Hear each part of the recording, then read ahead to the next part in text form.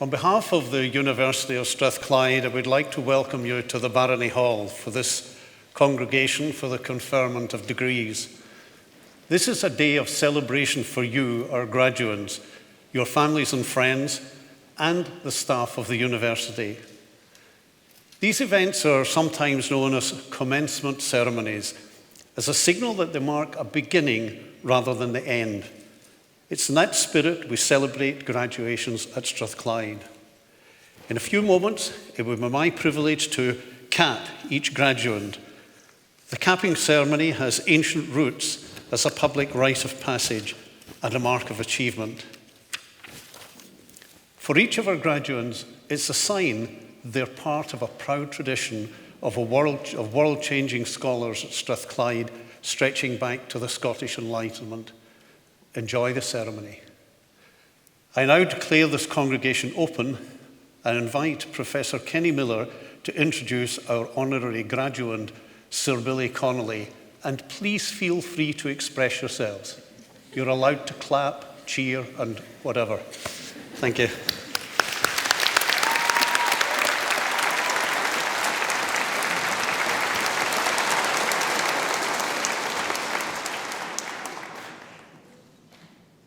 My Lord and Chancellor, I have the honour to present to you Sir William Connolly, CBE, usually known as Billy Connolly, and otherwise known universally in this city as the Big Un. Billy Connolly is a true and illustrious son of this great city. His life and his humour have been formed and forged by his experiences here and by the people of Glasgow. He may have lived away from the city for many years, but his Glasgow roots run very deep and have made him who he is today. Billy was born in Anderston in 1942 and brought up in Partick. He attended St Peter's Primary School there and St Gerard's Secondary School in Govan, which also happens to be the alma mater of our dear principal and his wife. He left school at 15 and after working as a delivery boy for a while, started his apprenticeship at Alexander Stevens & Sons shipyards in Linthouse. The Glasgow shipyards of that time were incredible places, full of noise and activity, and it was where Billy completed his other apprenticeship, the one that prepared him for his life as a comedian.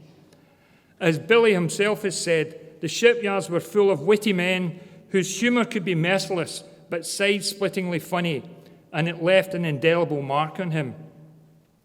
However, he gave up all of this one fair Friday to become a folk singer. Billy had bought his first banjo in the Barrows in his youth and had increasingly become part of the Glasgow folk scene. He formed the Humblebuns initially with Tam Harvey and then with the late, great Jerry Rafferty. They were a successful group and released 3 albums, but Billy knew that he was never going to make it solely as a musician and acknowledged that he was not in Jerry's league. Or as Billy puts it, I used to be a folk singer, but I was dreadful. I had a voice like a goose farting in the fog. And being a folk singer doesn't make you attractive to women. So although Billy continued his folk singing, increasingly his performances featured fewer songs and more humorous anecdotes and stories, memorially recorded in a double album simply entitled Solo Concert, recorded at the Tudor Hotel in Airdrie in 1973. So Billy was now a comedian, but a comedian like no other at that time. For a start, he was funny in a Glasgow accent. He had a big beard and a lot of hair and wore colourful and outlandish clothes, as well as his iconic banana boots, now on display in the People's Palace. His humour was also very different, outrageous, bold and surreal, but with an authenticity based on his observation of everyday life. There was also an edginess to it, and much of it was off the cuff and covered what in those days were taboo subjects such as religion and bodily functions. Billy admits that his comedy revolves around bodily functions because he has never really grown up. Jobbies and farts are particular obsessions. He once said that 2 of his deepest regrets in life were that he couldn't fart at will and was incapable of raising just one eyebrow. He particularly admired the person who could do both, especially if they could do so at the same time. Of course, as everyone knows, Billy's big break came when he appeared on Michael Parkinson's chat show. Parky had been badgered by a Glasgow taxi driver who insisted that Billy should be a guest on his show. So eventually Billy was invited on, and the rest is history. His appearance contained one of the great Portillo moments when Billy told that joke involving a wife's murder by her husband, her subsequent burial in the back court, and a bicycle.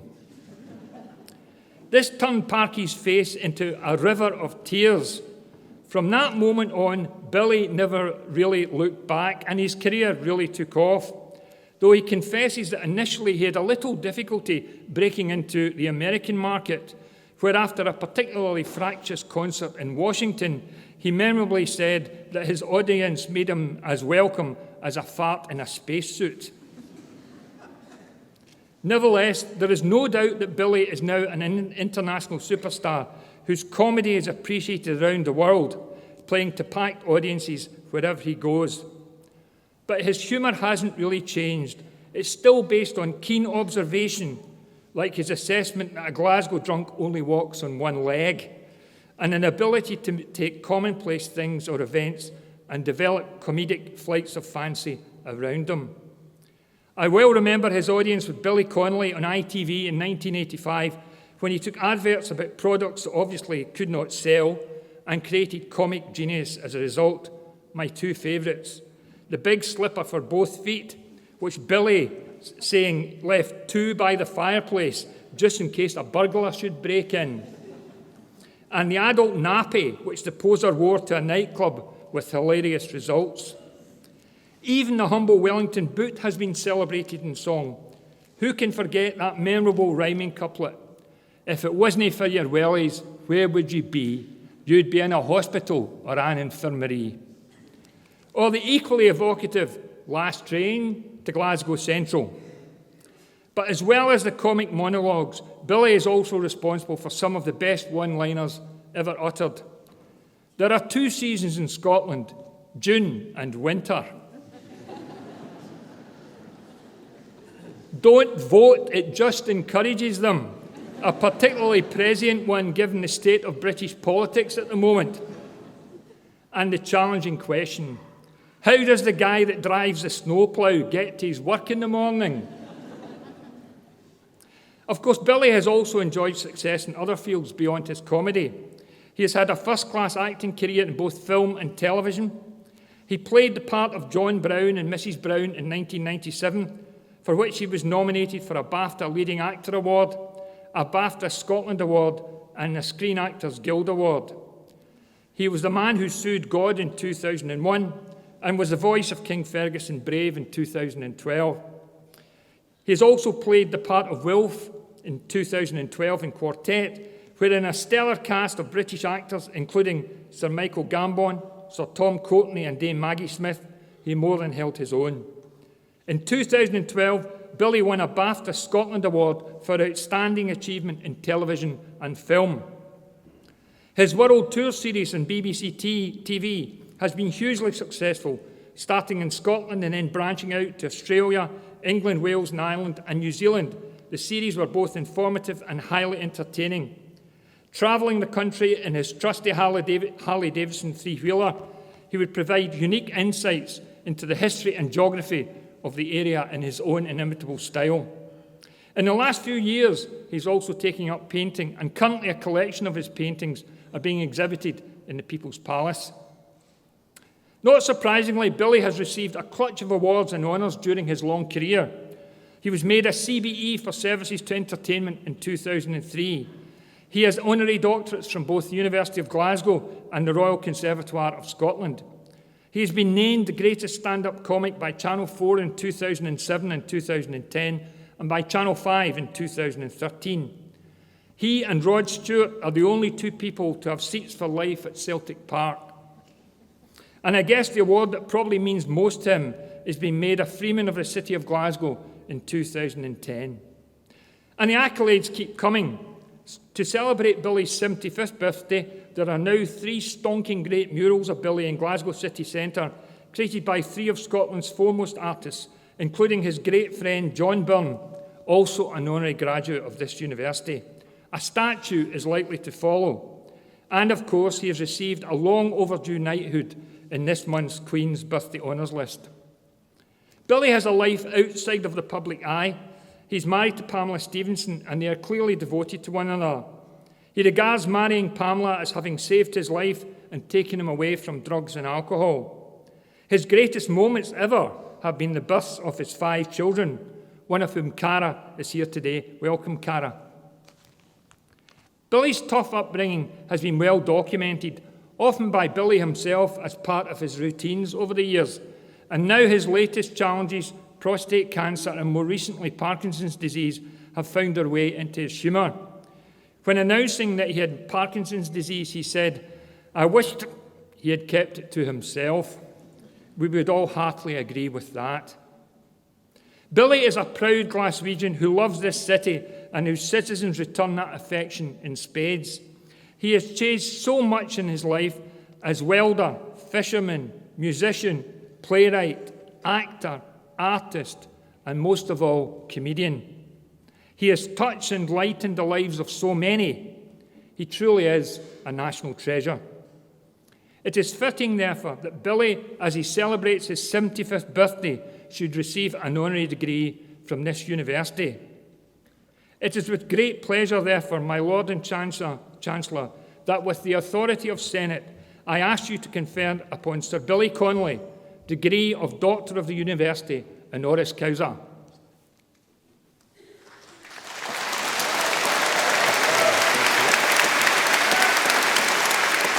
I create you Doctor of the University honoris causa. Congratulations. You'll get a wee goonie put over your shoulder here.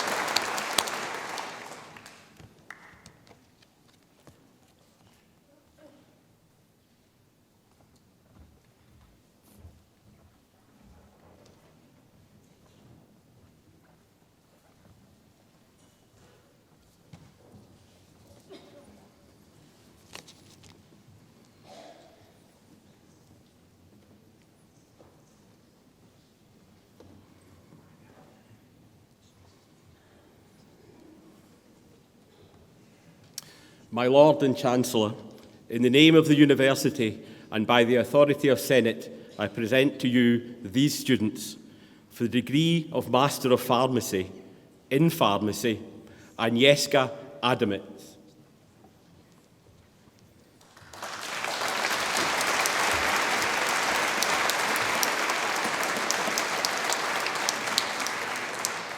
Jennifer Aitken.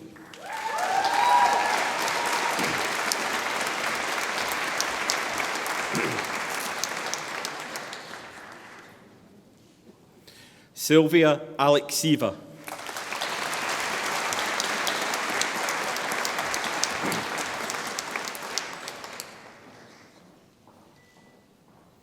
Akmal Afifa Binti Alias.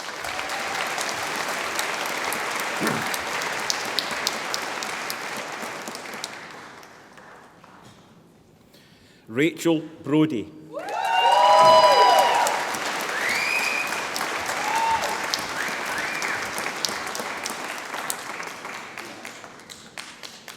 Helena Brown.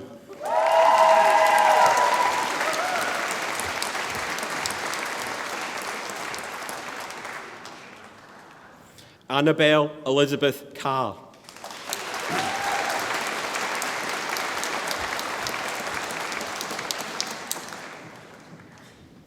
Carmen Kamen Chan.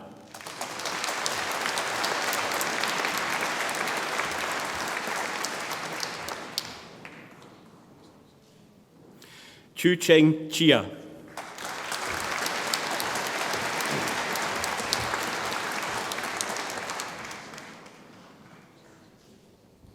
Chu Yi Wee.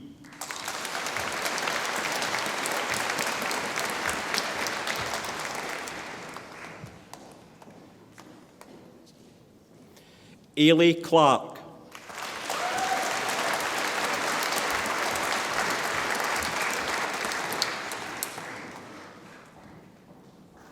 Catherine Cuthbert.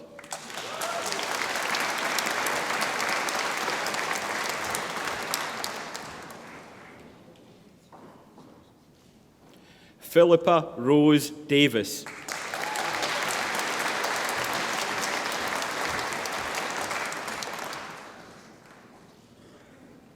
Ross Ian Dempster.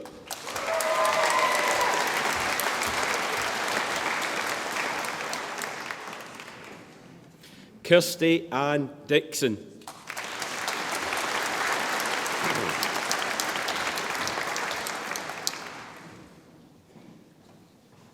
Rebecca Claire Faulkner.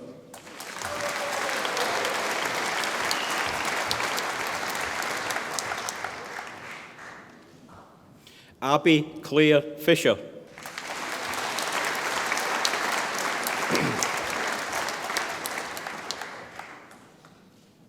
Alison Fleming.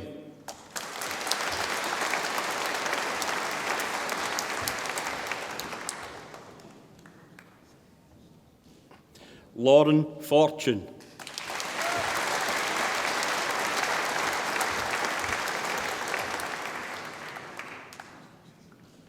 Michael Hillhouse.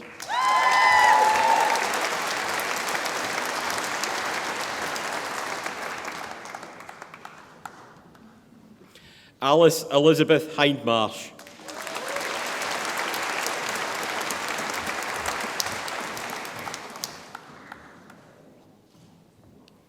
Ho Ching Yi.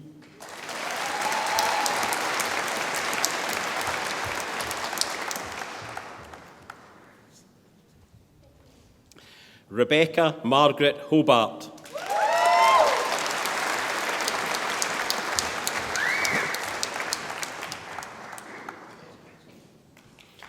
Eleanor Rose Hope.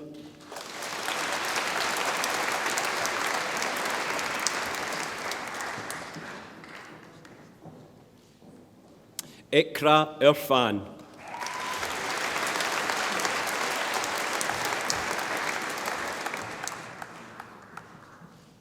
Emma Caroline Laurie.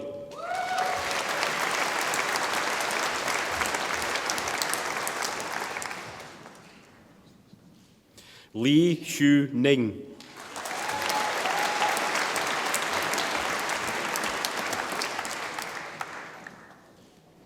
Lucy Helen Livingston.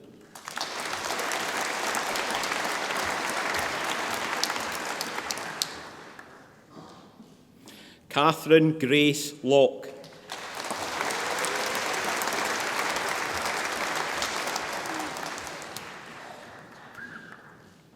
Rachel Emma McCafferty.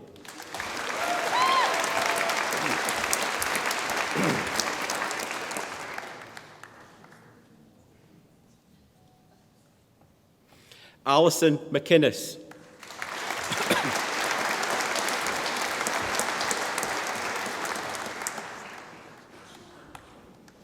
Alison May Shona McMahon.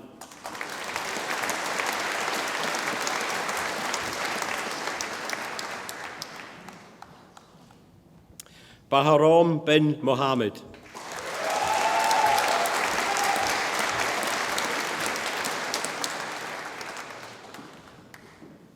Stephanie Claire Newberry.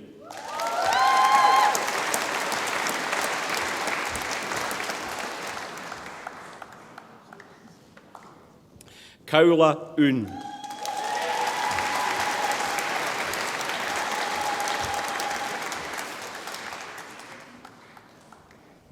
Rebecca Elizabeth Ann Penny.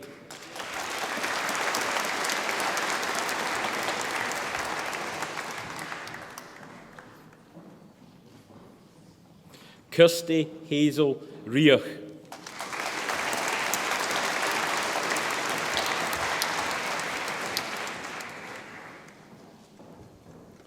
Noor Izati Binti Shahabuddin.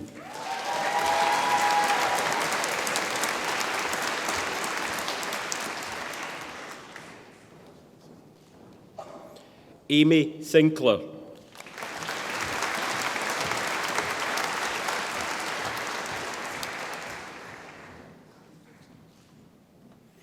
Charan Kanvel Singh.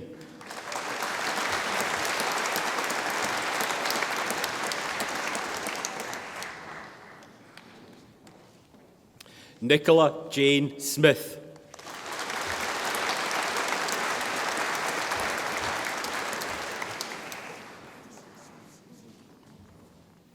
Tan Chun Hao.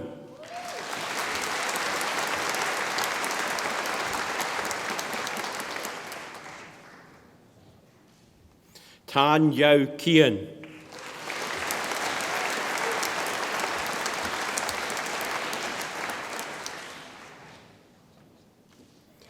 Vari Taylor.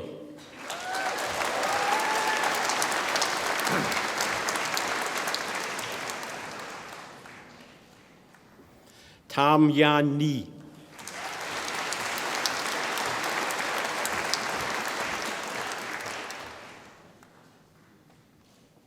Sarah Elizabeth Thompson.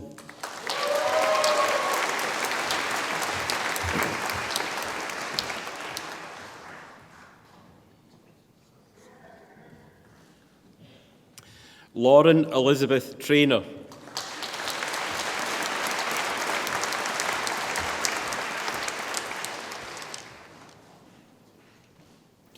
Hazel Rachel Turner.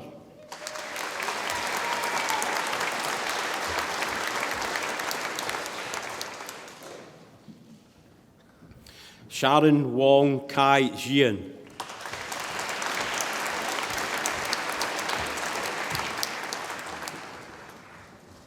Yong Wen Mei.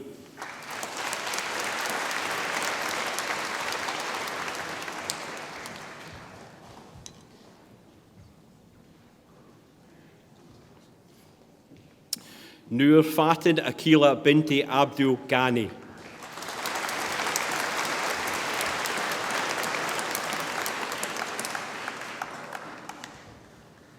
Mohammed Abu Bakr.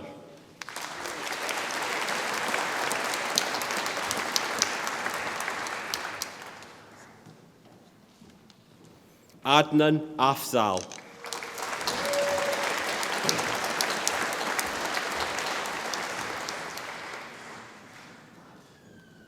Sana Ahmed.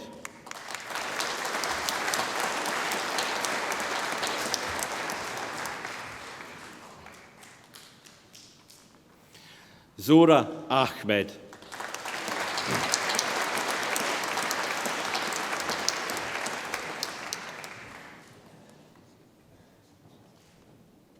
Mohammed Ahsan.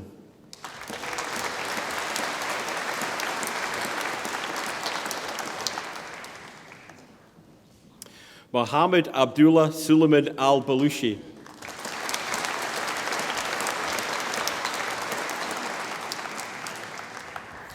Sharada Ali Heath.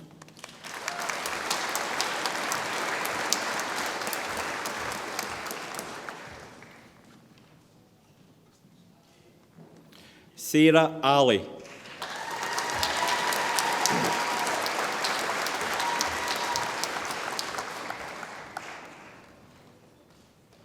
Grant Matthew Allison.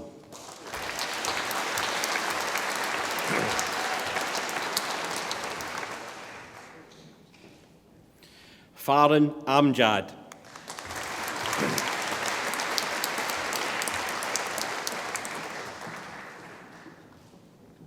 Ang Chen Xin.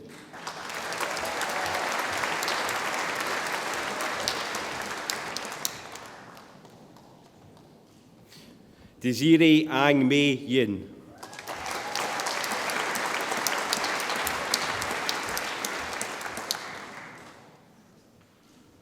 Fatima Anwar.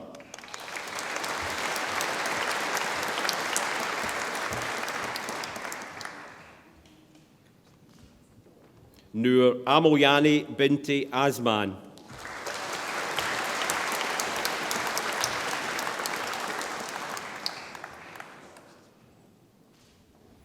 Jessica Charlotte Baker.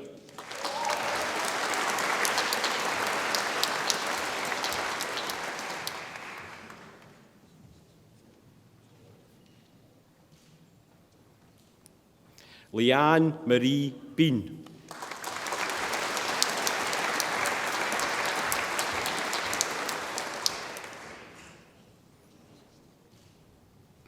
Nur Shahada Binti Mohammed Firdis Wong.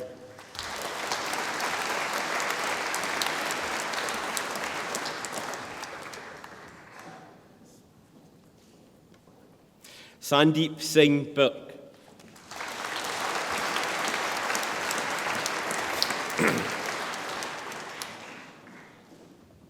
Claire Boyle.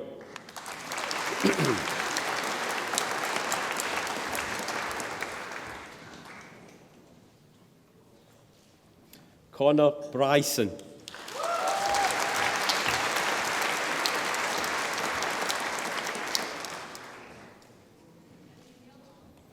Petya Nikoleva Chakalova.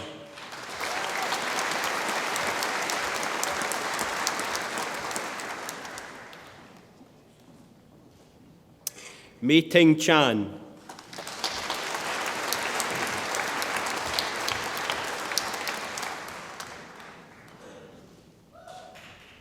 Kar Yi Chen.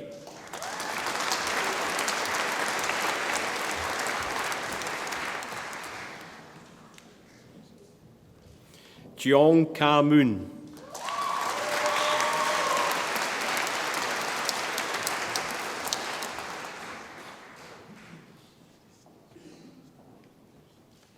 Joey Chong.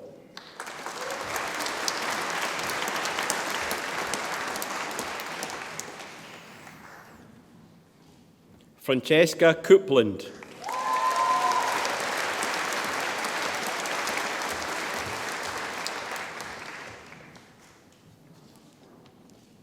Paige Denham.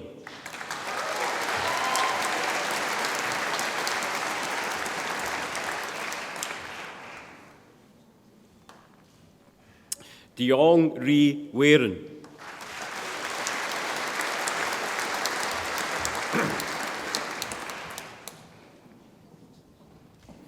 Umar Farouk.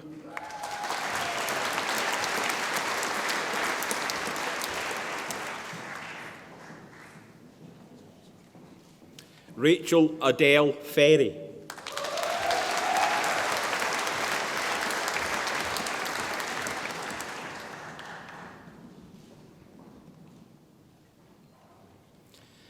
Brian Fu Jen Yi.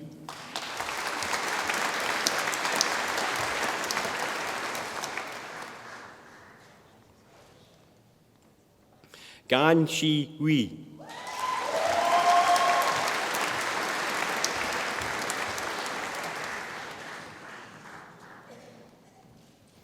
Gan Shin Yi.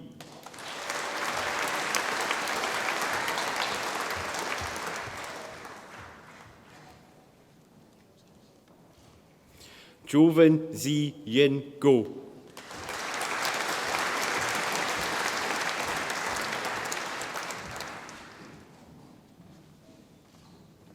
Robin Isabel Fraser Grant.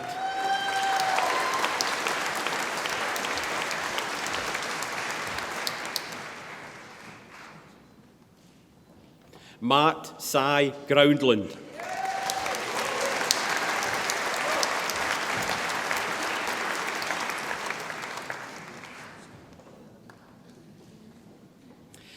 Rasheen Haldane.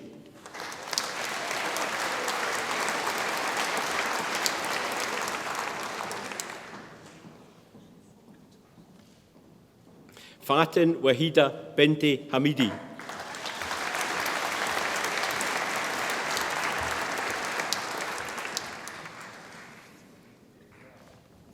Mohammed Asiraf bin Haroun.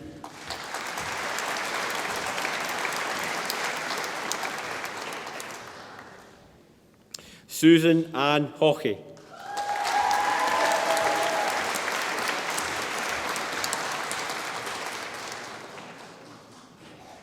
Chantal Higgins.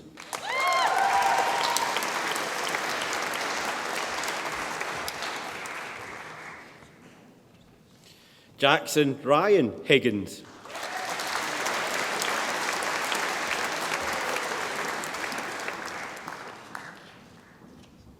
Ross Boyd Hill.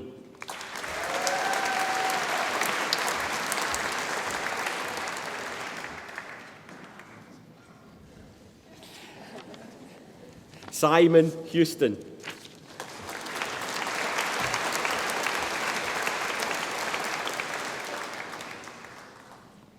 Megan Sarah Howitt.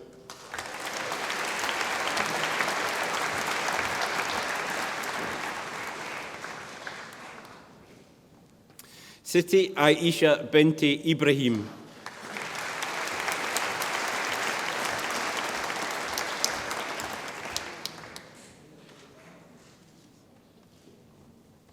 Faria Adiba Binti Ilyas.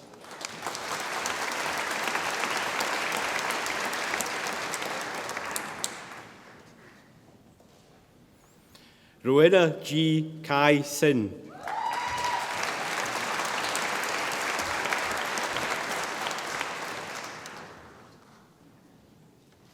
Famida Kadir.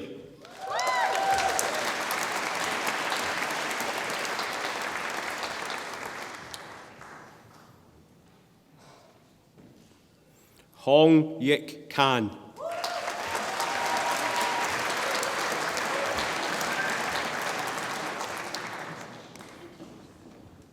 Harkiran Kaur.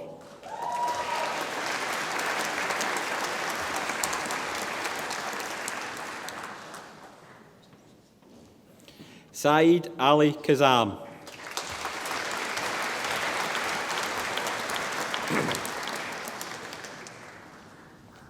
Hannah Caitlin Kennedy.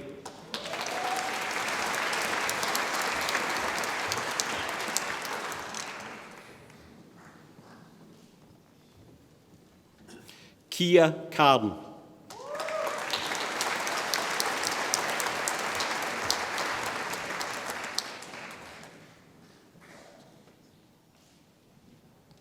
Mohammed Hazwan Hazik Ben Kirjari.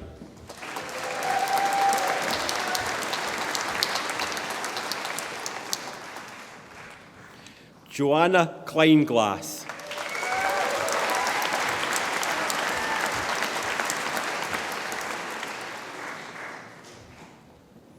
Karen James Cooley.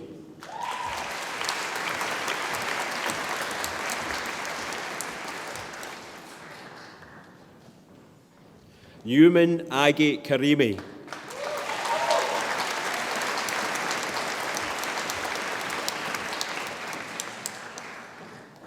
Julia Lau.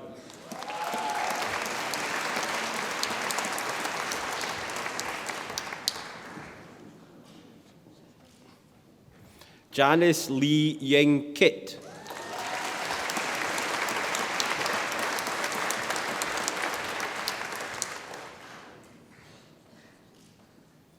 Xing Yi Li.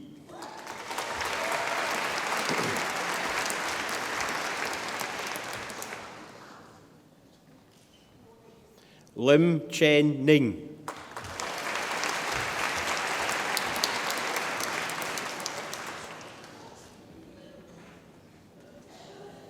Lim Ji Yan.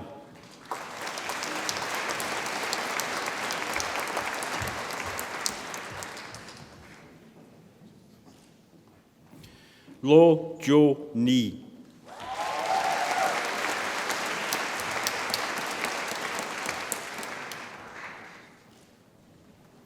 Chung Yi Lo.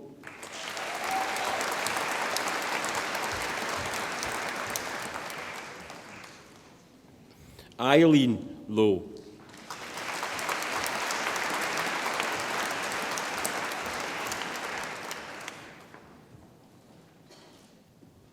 Mian N. Lo.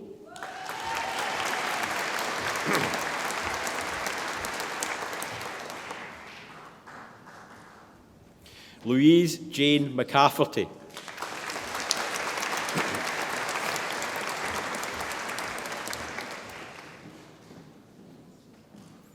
Andrew David McFarlane.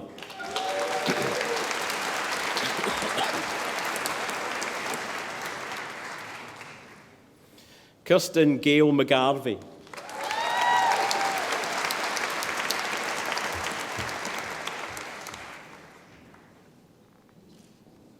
Catherine Iona Mackenzie.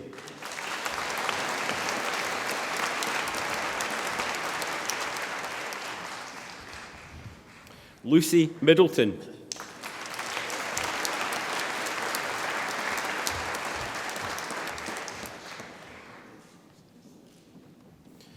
Noor Adila Binti Mohammed.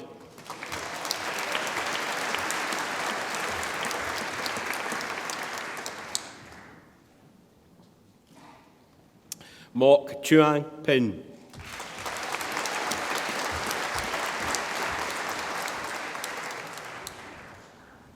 Craig Morrison.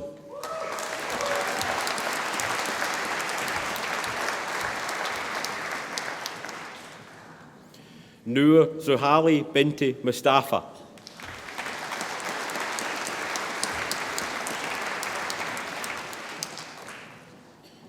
Myra Muzaffar.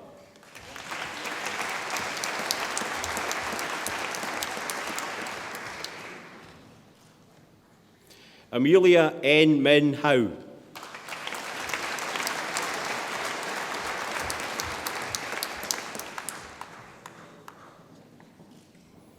N. Jun Ming.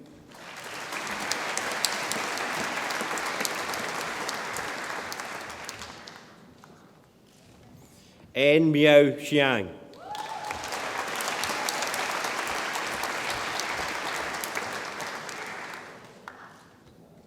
Vivian N. Jing Wen.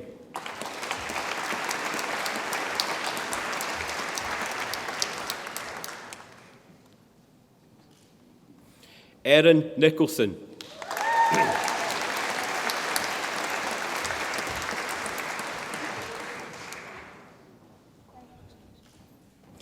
Nurazima Binti Mohammed Norden.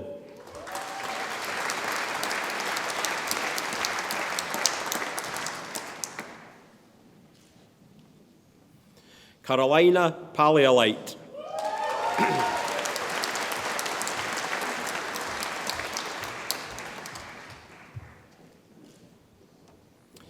Vanessa Peter Canisius Charles.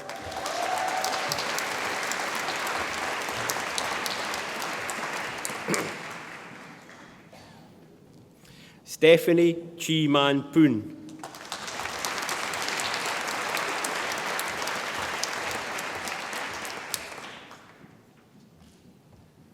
Haley Pyatt.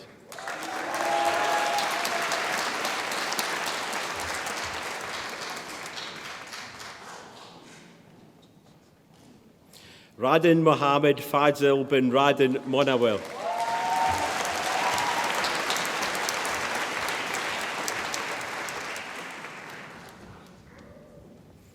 Aisha Mariam Rafiq.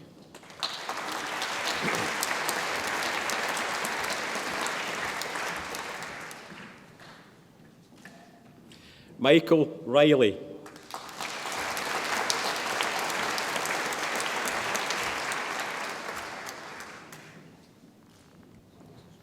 Alice Ritchie.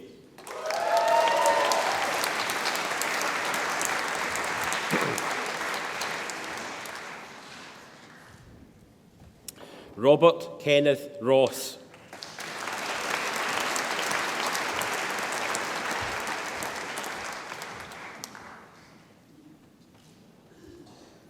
Sadullah Samadi.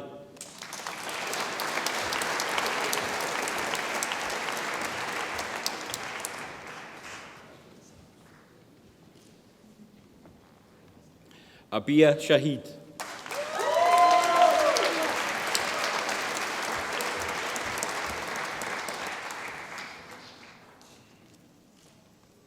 Sim May June.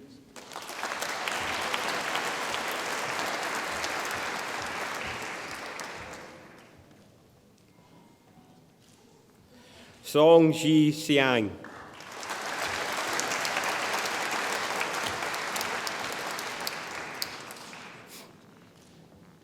Orlith Mary Beth Sonner.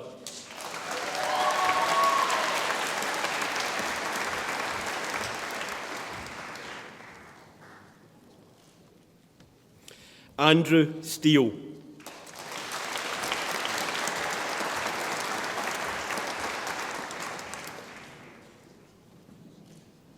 Leonie Strachan.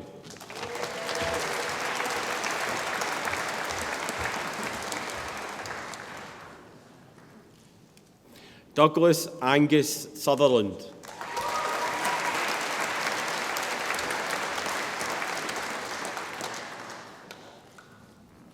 Daniel Sizer.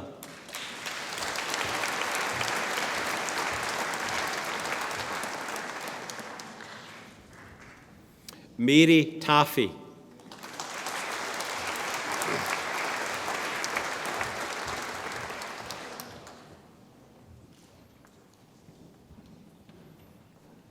Lee Jan Tan.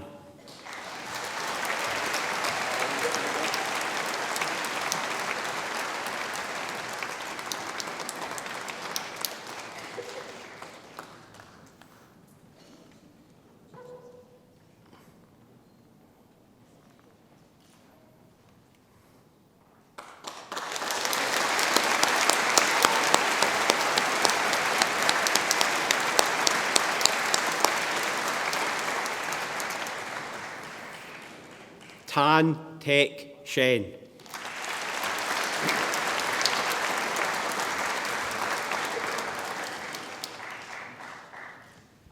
Jun Yu Tan.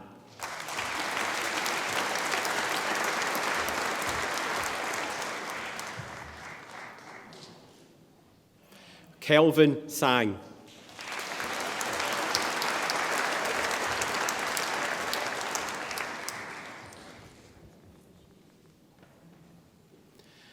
Usman Shiraz Din.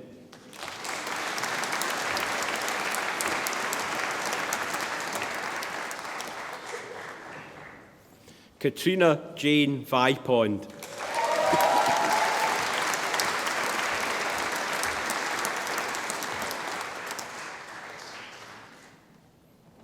Varvara Ekaterini Vlachu.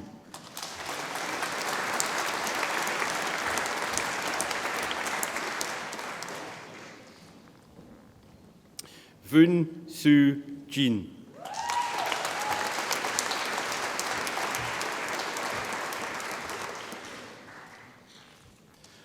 Wan Saifati Binti Wan Mokhtar.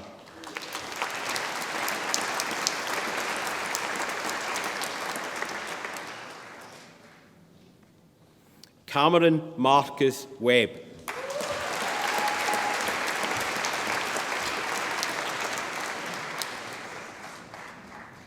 Erin Williams.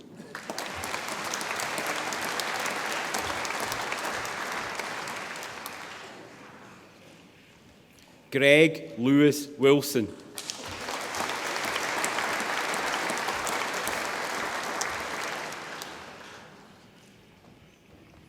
Eugenie Tracy Wong.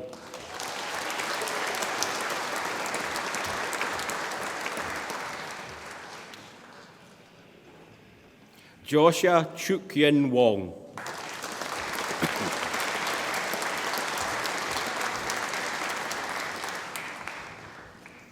Wong Sai Hung.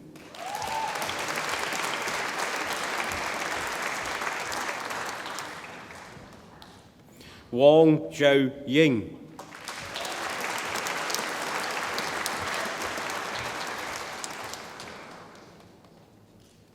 Yo Devon.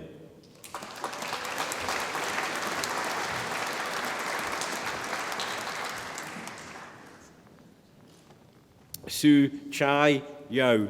Yo.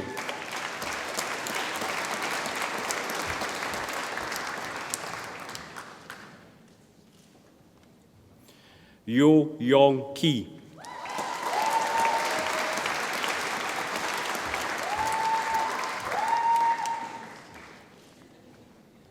Dorina Yong Lefern.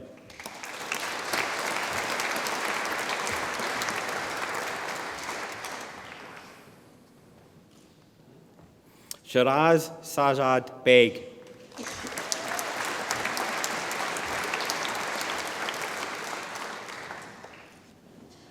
Claire Brogan.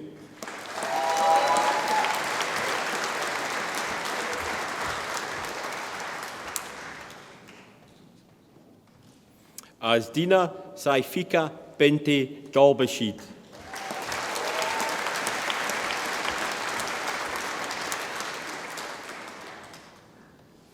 Joseph Ian Hilditch.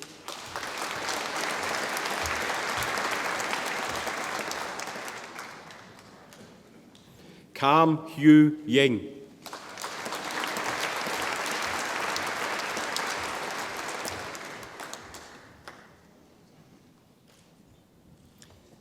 Dylan Kennedy.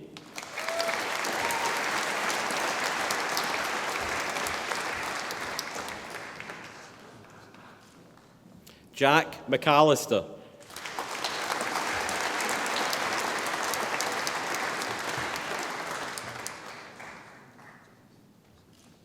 Sarah Majory.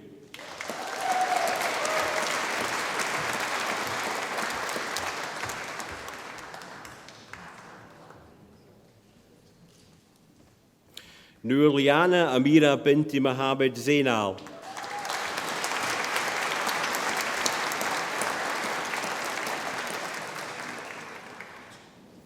Mohammed Nassar.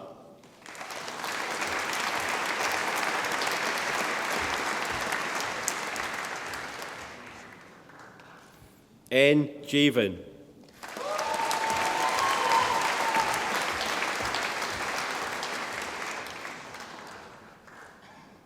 Ramis Zafar Qureshi.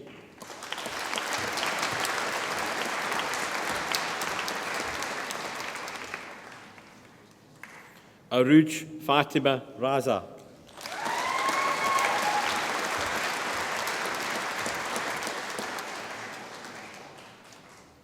Ahmed Fauzi Azar bin Sahidin.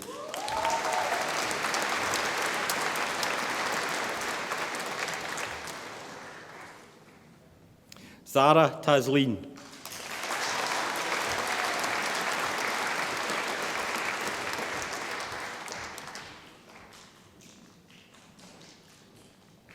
For the degree of Bachelor of Science in Pharmaceutical Sciences, Ui Wee Jin.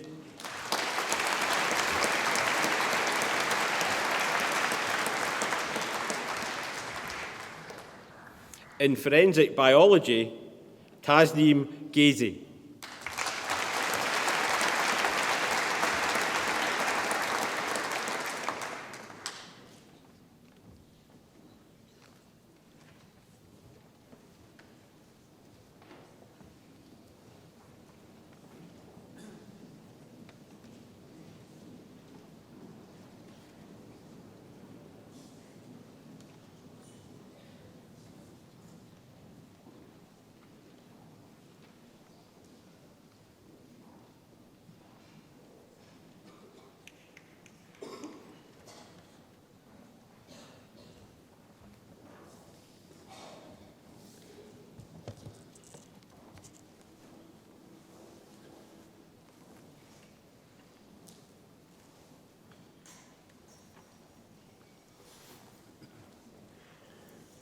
Ladies and gentlemen, colleagues, but most of all, our graduates, and that includes Dr. Sir Billy sitting here.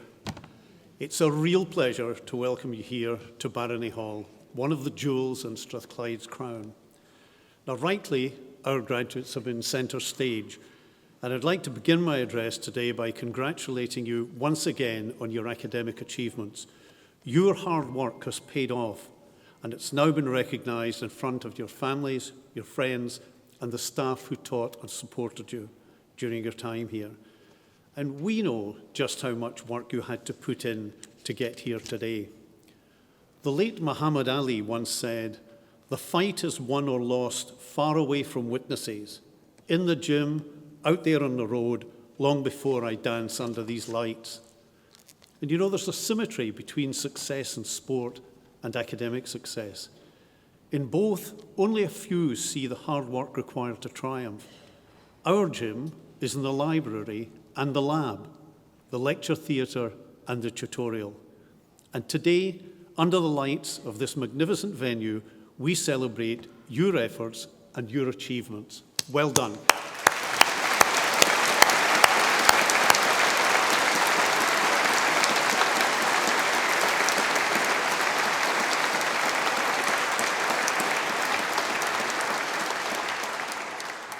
In just a few minutes' time, you will be asked to join the academic procession as it makes its way down the aisle.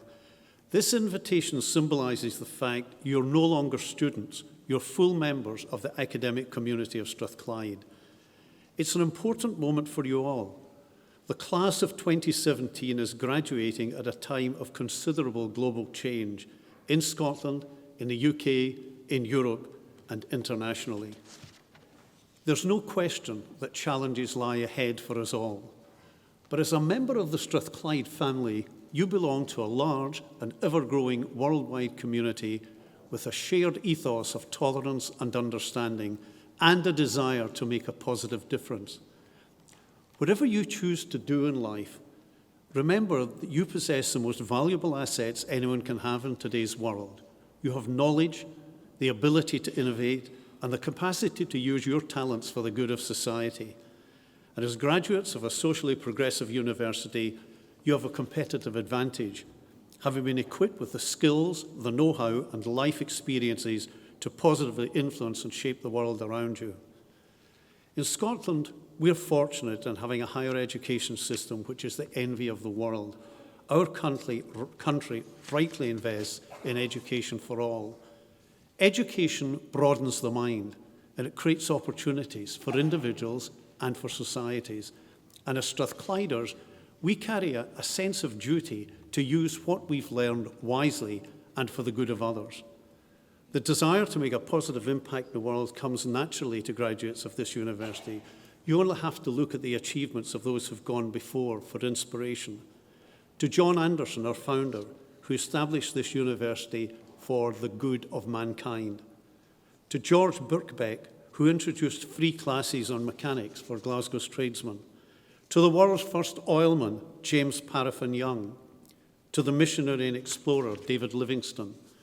To John Logie Baird and Lord Reith, whose work in television brought us visual marvels that they could hardly have dreamed of. And in the present day, we look to Dame Elish Angiolini, a pioneer in Scottish justice as the country's first female Solicitor General and later its first female Lord Advocate. And to Sir Tom Hunter, one of the most successful entrepreneurs in Scottish history and a philanthropist who's used his wealth to the great benefit of others, as we saw recently in the charity dinner organised by his foundation and attended by former US President Barack Obama. Now, I'm sure you will have been given lots of advice on how to make the best of your lives.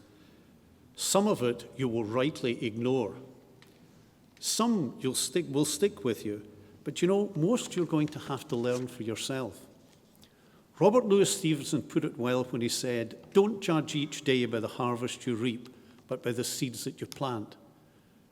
To reach this point in your lives today, each of you will have travelled a different journey. For some of you, the path will have been relatively easy. For others, much more difficult. But I'm certain of one thing. None of you would be here today without the active support of your family and friends. They've picked you up when you're down, they've encouraged you when you needed it, and they're here to support you once again, proudly watching as you cross the stage with broad smiles and the odd tear in the eye and some pretty raucous cheering at the back there. They're celebrating today not just because you're almost off the payroll, though there may be an element of that, but it's because you carry with you their hopes and dreams, their confidence that you can make this a better world. For the past half hour or so, their applause has rung in your ears. I'd like to invite now our graduates to show their appreciation for the support of their family and friends.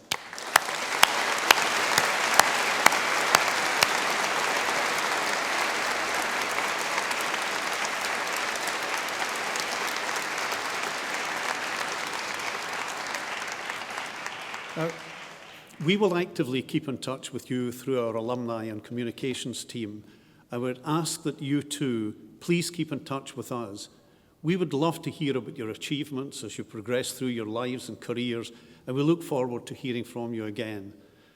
The advice and guidance given by our alumni helped to provide the first-class education and student experience you all had at Strathclyde. So I now ask that you think of those who will follow in your footsteps. I touched earlier on some of the key figures who've helped create the University of Strathclyde. You can tell a lot about the value of an organisation by looking at its roots. Strathclyde traces its lineage back to 1796, when Anderson brought it into being. It was the only Scottish university founded in the Enlightenment and embodying Enlightenment principles of reason, tolerance, and equality. Anderson believed in useful learning, and his commitment to taking knowledge and using it for the greater good is a motivating force which gives Strathclyde its momentum today. It can be seen in our business school, which was named Business School of the Year in a prestigious UK-wide Times Higher Education Awards. It can be seen in our Advanced Forming Research Centre, which sets new standards in design and manufacturing and which has more than doubled in size to meet industry demand. And it could be seen in our £89 million Technology and Innovation Centre, which is transforming the way academics collaborate with business, industry and the public sector to bring global competitive advantage to Scotland. TIC, as it's fondly known, is a tangible sign of the university's commitment to world-class research and ensuring outcomes that have maximum benefit to society and to the economy. And these represent just a small sample of the many innovative projects and initiatives led by our world-class academic and professional services colleagues who are taking new knowledge and using it to solve problems in industry and in the classroom and in boardrooms. I'm especially pleased that we're developing our campus to enable us to do even more. Our business school's flagship building has been transformed with a £23.2 million investment.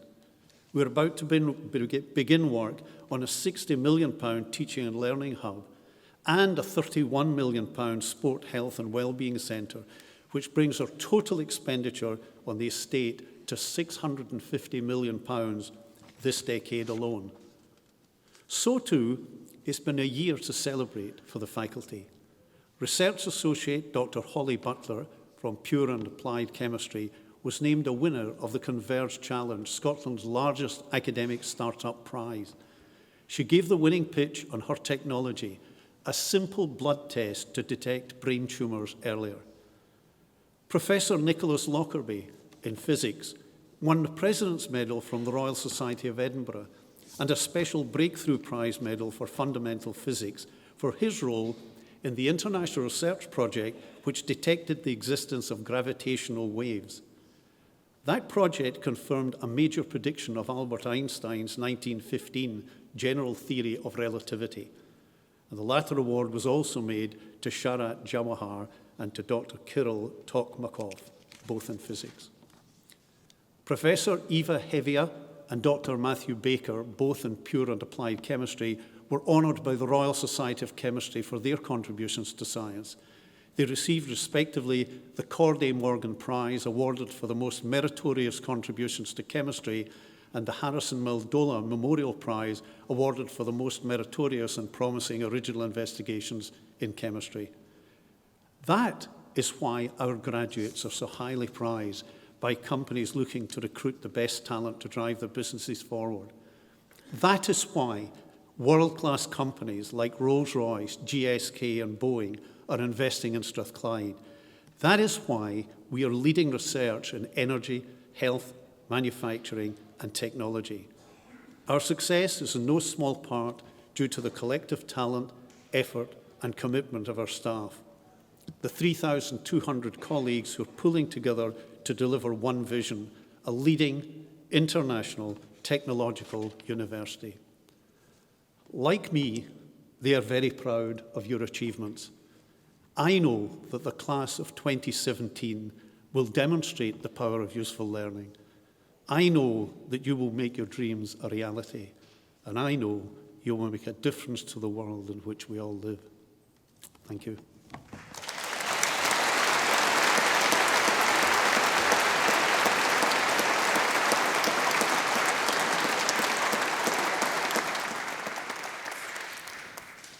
I now declare closed this congregation for the conferment of degrees. I would like to invite our graduates to join the academic procession.